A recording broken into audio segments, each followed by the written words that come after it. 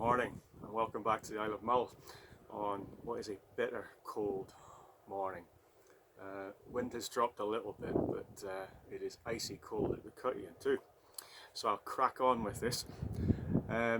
Today's message from Mull is based around a little bit of brain training and how some exercise and maybe the way that we treat our brain could significantly change our outlook at this difficult time, and perhaps improve our outlook and make it a little bit more positive. Now, your brain is not a muscle actually, but it behaves very much like one. And in the same way that a muscle can be trained through physical activity, so can your brain.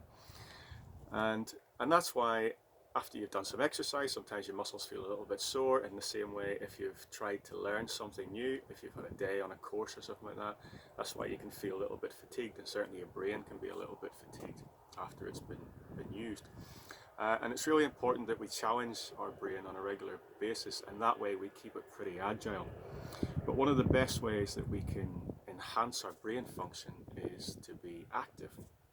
So another key reason why we should be physically active at this very difficult time, because it improves the blood flow to our brain. We actually create more brain cells. We get more oxygen to the brain, more nutrients to the brain, and also it helps us with a release of feel-good chemicals. So things like serotonin, dopamine, oxytocin, which sort of bathe our brain in feel-good chemicals, and that's really good for reducing stress and for giving you a sense of well-being, a sort of sense of purpose and importance. I guess desire and drive would be in there as well. Now, it improves our cognitive skills by being more active, and it helps us develop better neural pathways within our brain itself. There is a problem with the brain though, and it's a problem that is very relevant to the world that we live in just at this current time. And that is that the brain has a bit of a hang-up with negative outcomes and negative situations, and it's called negativity bias. Oh, wait a minute, I'm getting very nippy bias. So negativity bias, if you think about it, it kind of helps us. It's how we've evolved, in that if there's a potential threat to us, or we sense a problem, then we tend to remember those things. They tend to stick in our head a little bit more. And I guess that's a good thing in terms of survival.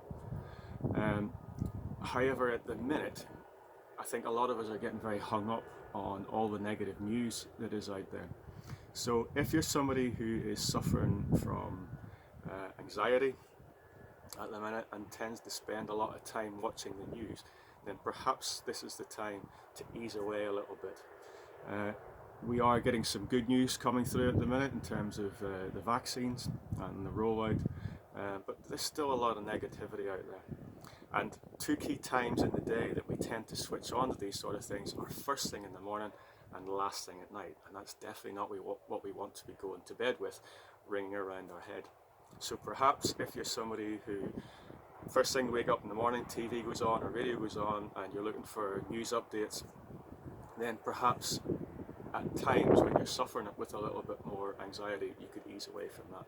I'm not saying never pick up on the news, obviously it's at the forefront of our mind at the minute, but perhaps you could do that more in the middle of the day, and not do that first thing in the morning and last thing at night. The good news is that we can train our brain to be more positive. It just takes a bit more work, and the more positive experiences that we can enjoy, then the less negativity that we're going to have, and we can counteract that negativity bias. And that's really important, that we keep up our activity levels, that we exercise on a regular basis, and that we set ourselves goals, and maybe a little bit of journaling and planning ahead, especially positive things where we possibly can, things that we'd like to do when restrictions ease, which hopefully won't be too much longer. So I'm going to leave you with that, and I'm going to get back inside and get next to the fire because it's absolutely Baltic out here. I hope you enjoy your day. If you're out and about, wrap up warm. It is going to be cold for the rest of the week, but obviously no such thing as too cold, just inappropriate clothing, so an extra few layers on and off you go, and hope you enjoy your week. Take care guys, bye bye.